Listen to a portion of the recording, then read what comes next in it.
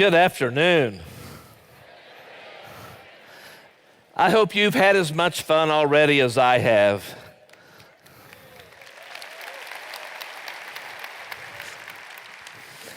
I would be remiss if I didn't say g'day.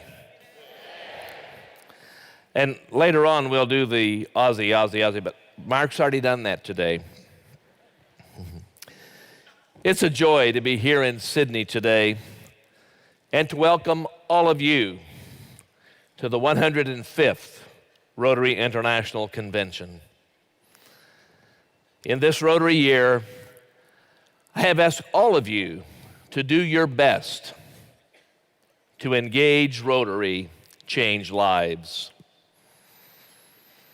And now, as the incredible 2013-2014 Rotary year comes to an end, we've come together to celebrate all the ways we've done just that, and to find the inspiration to do even more.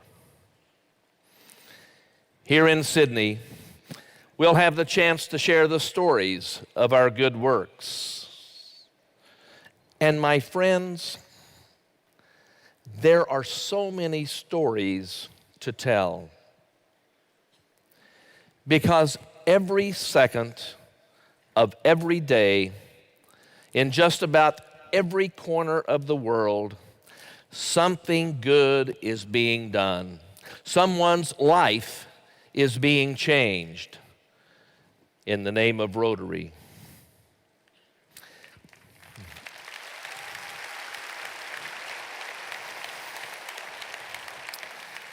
These precious few days together are a time to learn from each other, a time to find out just how much we can accomplish when we put on a Rotary pin and we live with Rotary, not just on our lapels, but in our hearts. Because we realize just what we can accomplish when we make the choice to truly engage Rotary. That is when lives change. And that is exactly what Jetta and I have seen over and over in every Rotary community that we visited this year. We saw so many projects that are changing lives in so many ways. And we saw again and again how all of Rotary's work, from the simplest projects to the most ambitious, has the power to make the world a better place for everyone who lives in it. It might be as simple as reading books to children in a first grade class in Decatur, Alabama, USA. Or passing out dictionaries to third grade students in Norman, Oklahoma, USA. Or teaching children how to wash their hands in Kampala, Uganda. And it might be something more complex, such as administering life-saving medical procedures in Chandigarh, India, or teaching nursing skills in Kampala, Uganda, or equipping and maintaining classrooms in Rosario, Argentina. For Jetta and me, this entire year has been an opportunity to see our long-held beliefs about Rotary in action. We've always known that whatever we give to others through Rotary is repaid many times over in the happiness and satisfaction it brings to us, and in the good it does in the lives of others. But there is such a difference between knowing something in your heart and seeing it with your eyes.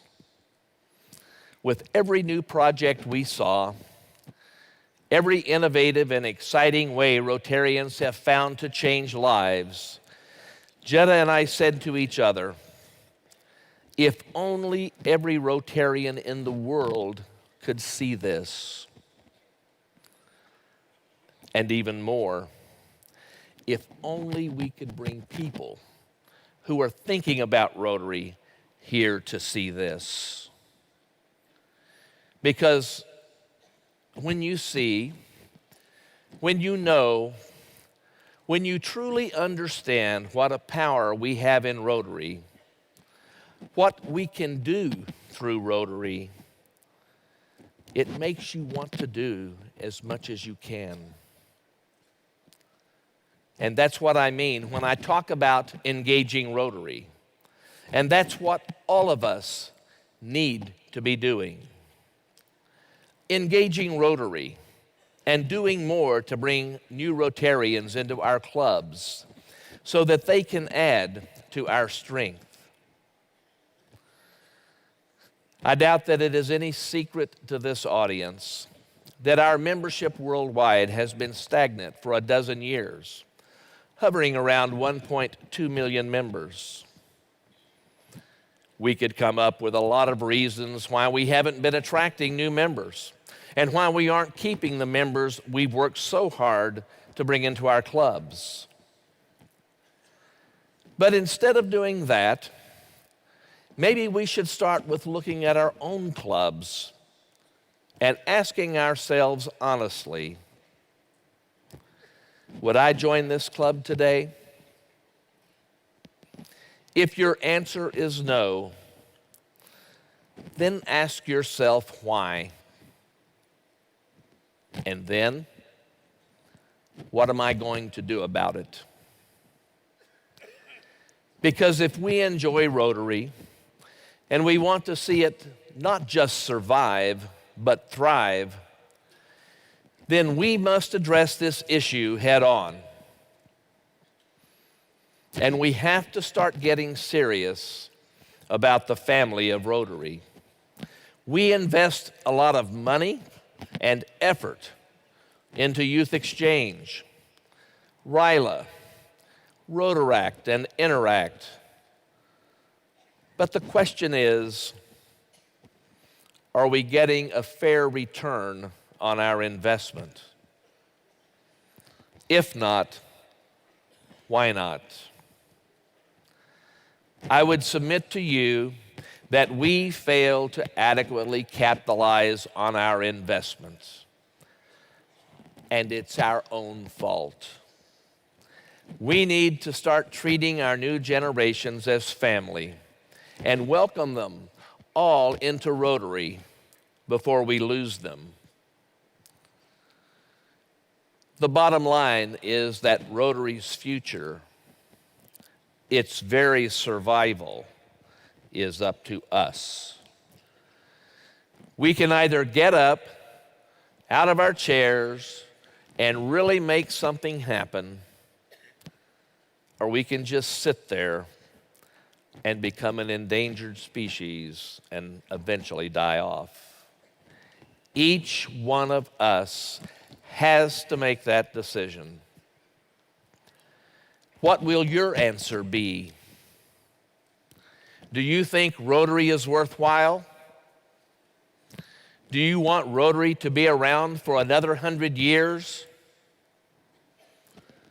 I, for one, say, let's get busy.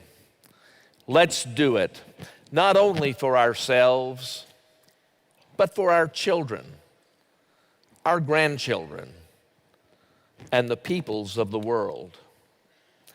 Let's engage Rotary, and let's change lives.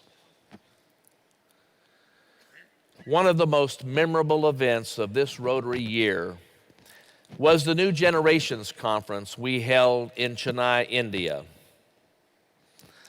It was really amazing, with so many thousands of young people excited and involved in Rotary service. We had a great program, and one of the best parts was the polio walk we did down by the beach. It would have been a great event under any circumstances, but it was so much more special because we were having that polio walk in a polio-free India.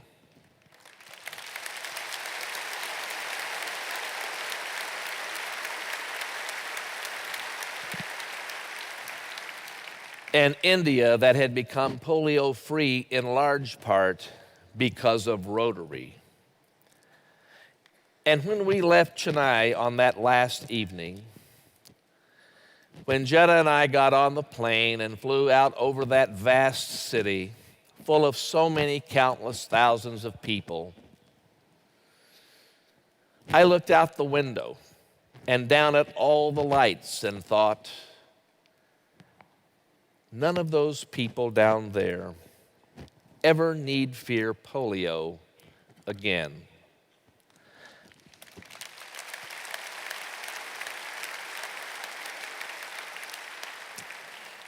Not one mother, not one father, not one child,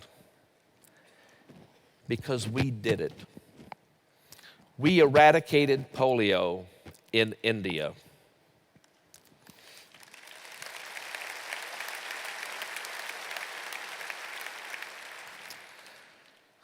And if we can do that,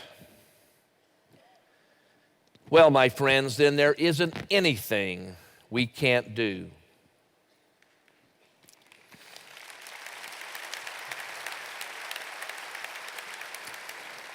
So as we begin this convention together, with a spirit of fellowship and friendship and love of Rotary service, I want you all to remember that the only thing that limits us in Rotary is our own ambition, our own willingness to engage Rotary, change lives.